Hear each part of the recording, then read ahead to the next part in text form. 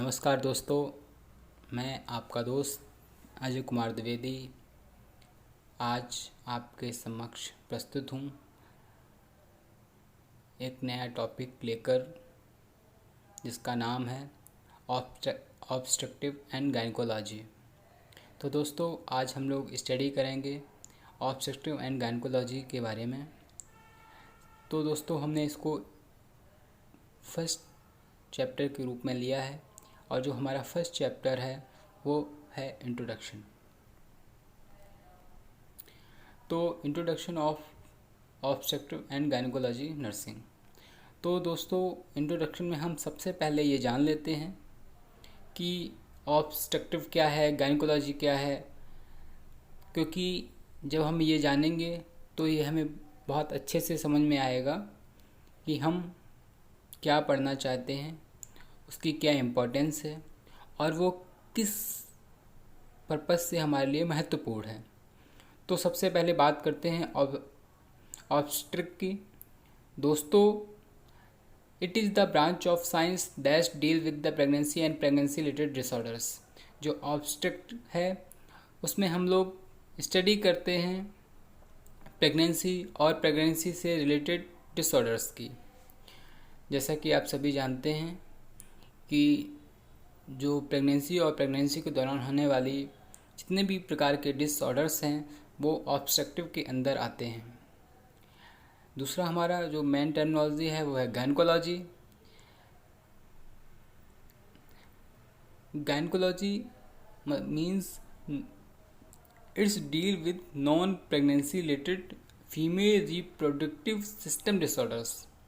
तो गायनेकोलॉजी में हम ऐसे डिसऑर्डर का अध्ययन करते हैं जो फीमेल रिप्रोडक्टिव सिस्टम से संबंधित होते हैं, परंतु इसमें पेशेंट है वो प्रेग्नेंट नहीं होता है। थर्ड है दोस्तों मिडवाइफरी। मिडवाइफरी का मतलब होता है providing nursing care during pregnancy, labour and after pregnancy. कुछ और इम्पोर्टेंट पॉइंट्स हैं जो आपके लिए बहुत ज़्यादा इम्पोर्टेंट रहेंगे एग्ज़ाम के पॉइंट ऑफ व्यू से और नॉलेज के पॉइंट ऑफ व्यू से। उसमें पहला जो पॉइंट है हमारा गायनेकोइड। तो दोस्तों, गायनेकोइड शब्द आपने पहले भी सुना होगा जब आपने मिडवाइफरी कभी पढ़ी होगी या ऑब्स्ट्रक्टिव पढ़ी होगी तो आपने गायनेकोइड शब्द का नाम ज़रूर सुना होगा। गायनेकोइड का मतलब होता है most common type of pelvis found in females. जो फीमेल्स होती हैं उनमें जो सबसे ज़्यादा टाइप्स ऑफ पेल्विस पाई जाती है वो गायनेकोइड होती है, क्योंकि ये फीटस के बर्थ में हेल्प करती है, क्योंकि इसका जो शेप होता है वो हार्ट शेप की होती है। इसलिए मोस्टली जो फीमेल्स होती हैं उनमें गायनेकोइड पेल्विस पाई जाती है। सेकंड हमारा ऊजेनेसिस। ऊजेनेसिस शब्द का मतलब होता है फॉर्मेशन ऑफ ओवम सेल्स। जो ओवम सेल्स बनते हैं उस प्रोसेस को हम लोग ऊजेनेसिस कहते हैं। हमारा तीसरा पॉइंट है ओवम। ओवम का मतलब फॉर्मेशन फ्रॉम ओवरीज। जो ओवम है उसका जो फॉर्मेशन है वो कहाँ से होता है, वो ओवरी से होता है, या फिर इसको आप ऐसे बोल सकते हैं कि ओवरी से जो सेल या फॉर्म होते हैं उसको हम ओवम बोलते हैं। एक एडिशनल पॉइंट है लार्जेस्ट सिंगल सेल। जो ओवम होता है वो सबसे बड़ा लार्जेस्ट सिंगल सेल होता है और जो स्मॉलेस्ट सिंगल सेल है वो स्पर्मेटोजोआ होता है। नेक्स्ट हमारा पॉइंट है एलोसोम। एलोसोम को हम लोग सेक्स हार्मोन भी कहते हैं। सेक्स हार्मोन इसलिए कहते हैं क्योंकि ये डिनोट करता है कि आपका फीटस मेल होगा या फीमेल होगा। सेक्स हार्मोन जैसे कि मैंने अभी बताया that's denote the gender of the foetus. जो सेक्स हार्मोन होते हैं वो फीटस के जेंडर को डिनोट करने में हेल्पफुल होते हैं और डिनोट करते हैं। फर्टिलाइजेशन। दोस्तों, जैसा कि नाम आपने सुना ही होगा फर्टिलाइजेशन। फर्टिलाइजेशन का मतलब होता है fusion of male and female sex hormones या gametes.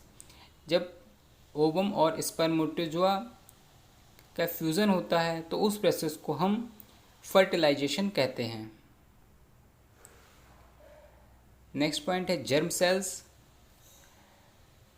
Germ cells call gametes. जो जर्म सेल्स होती हैं उनको हम गैमेट्स कहते हैं।